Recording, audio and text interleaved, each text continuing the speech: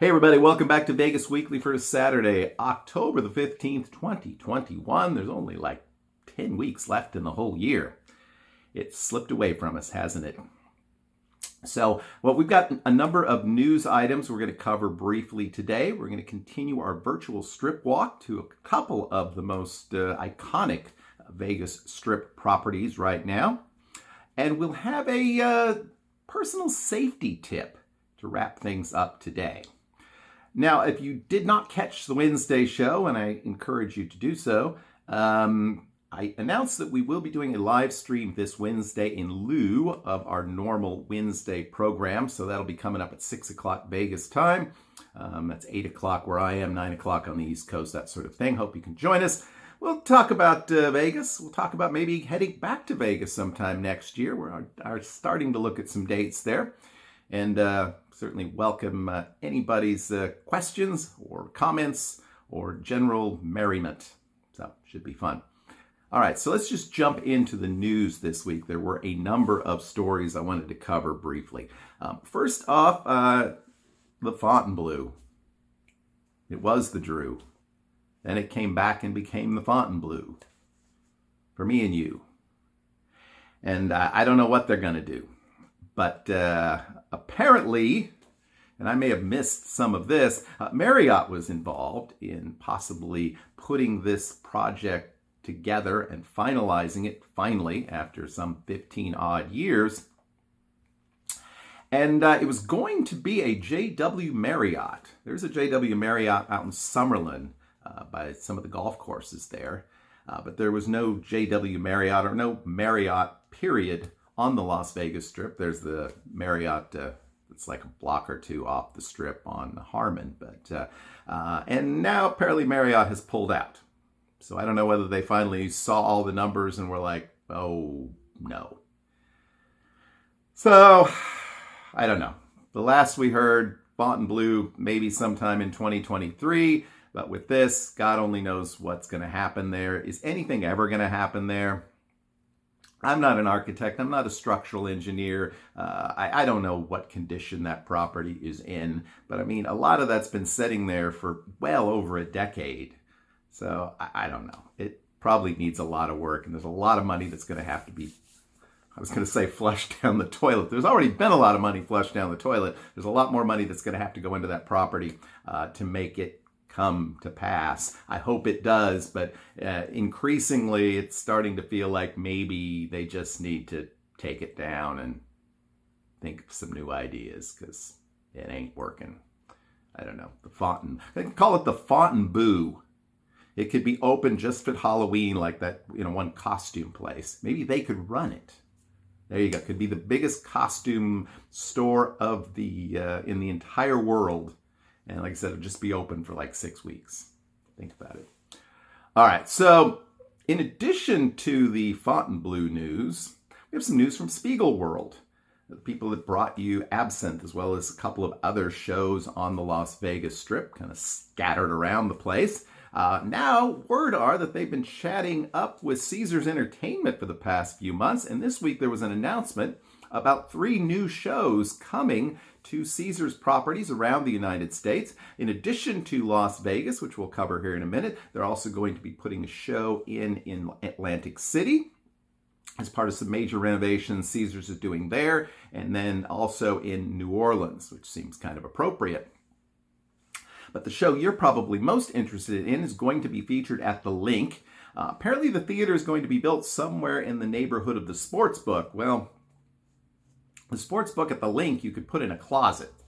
So I'm thinking they're probably talking about the Sportsbook and the whole adjacent, sort of lounge bar area where you can hang out in your private booth if you want to pay the minimum and watch things on the TV or play video games if you want. So I don't know whether that whole concept is being scrapped. I wasn't able to pick up anything about that in the short videos that I watched.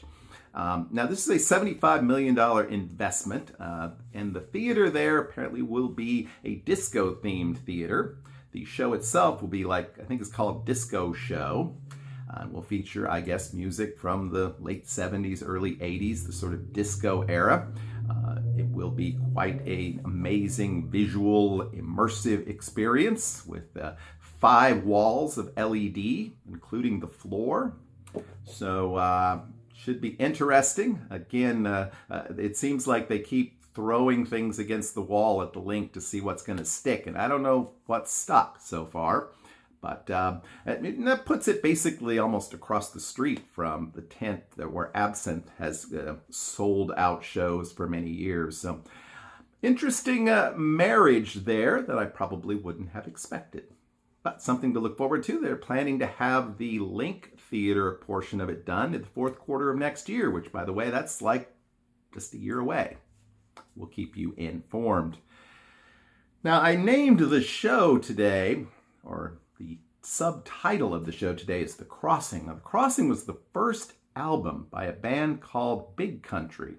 I thought that was particularly appropriate because today we're going to talk about a big country that's been having a lot of problems traveling to the United States, and that's Canada, but not so much coming up in just a few weeks. The date that I saw was November 8th.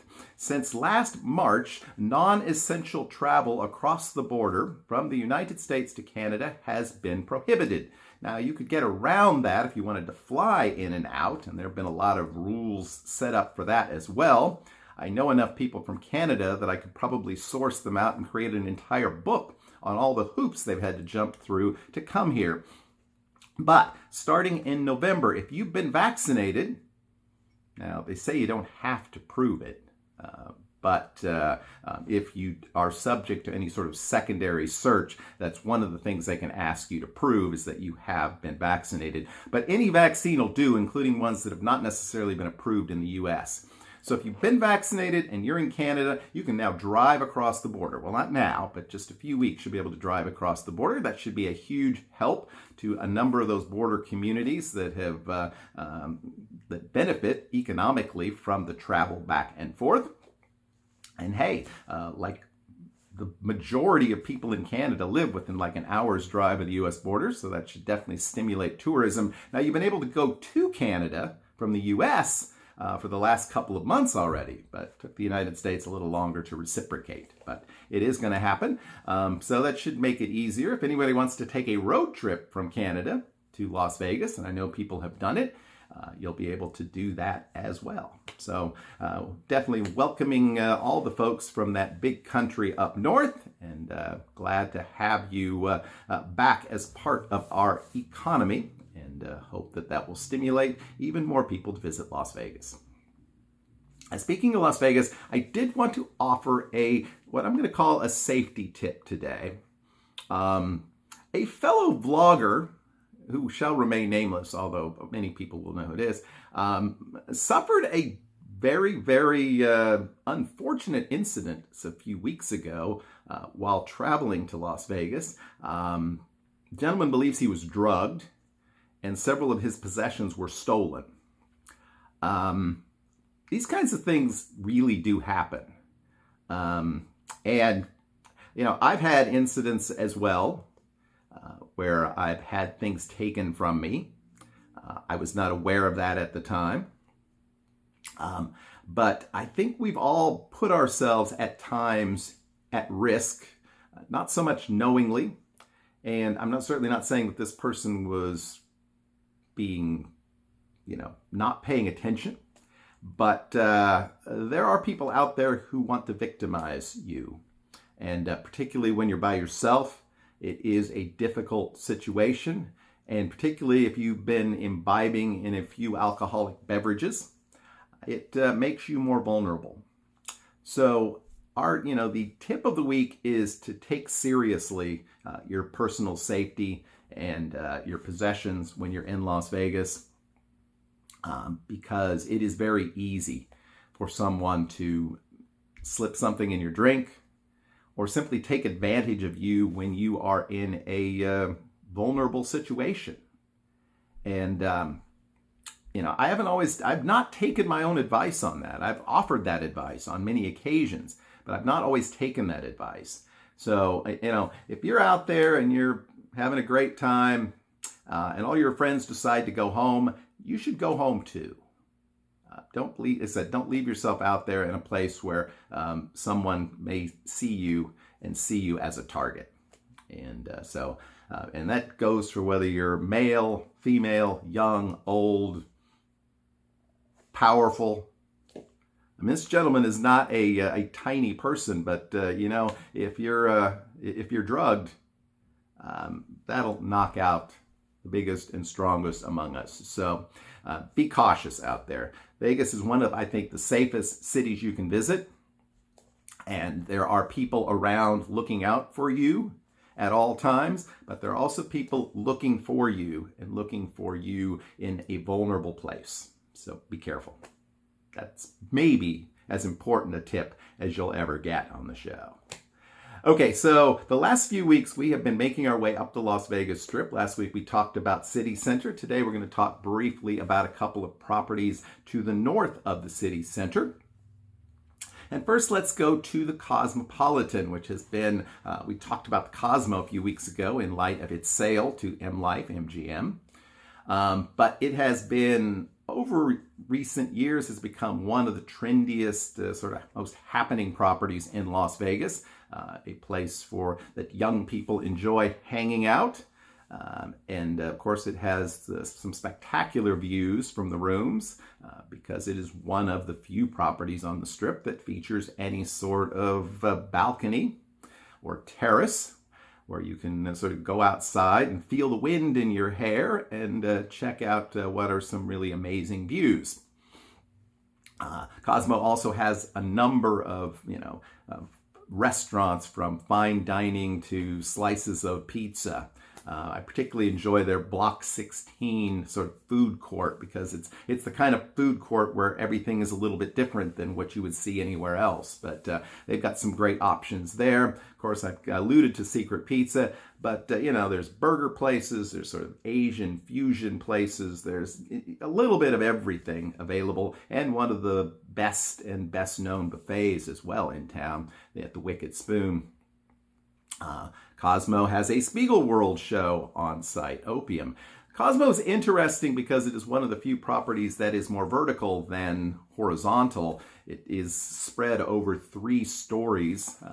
The casino is on the first floor, but there are a number of clubs and bars and restaurants on the second and third floor as well. So a really cool place, a very different sort of vibe from what you get at most Las Vegas properties. I think to a large degree that'll continue even when it changes owners.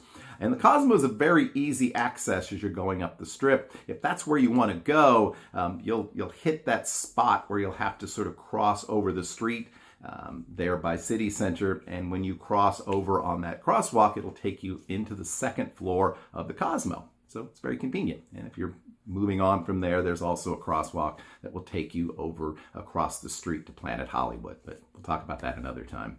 Now, Bellagio, which in some ways is probably the iconic Vegas property, at least of the 21st century, with the fountain show, with the conservatory, which is an extraordinary thing. Probably a lot of people may not even know about the conservatory. Obviously, you know about the fountains. You can't walk by without seeing that. But Bellagio is not one of the easiest places to get to, particularly if you're coming from the south. Now, if you're coming over from Bally's, there's a nice little walkway that takes you right into Bellagio. Well, that's pretty convenient. Same thing if you're coming from the north, from Caesars, there's a nice little walkway that takes you right in. But from the south side, it's a little more difficult. You either have to cross all the way along the front of Lake Bellagio and come in the main entrance, which still means you have to take a hike back to get to the actual casino and most of the bars and restaurants. Or if you, right after you cross the street by Cosmopolitan, you can also veer towards the property and kind of come around the lake on the other side. Also a pretty good little hike. And when you come into the property, you'll come in by the spa tower, which is great if for some reason you want to hit up the spa or the pool. But if you're trying to get all the way to the casino, it's a pretty good little hike there as well. And you're not going to get around that by taking any sort of interior walkways. The walkway from Badaric sort of ends there. And the tram from Park MGM and Crystals also ends there. So you're going to have to walk through the spa tower area of Bellagio.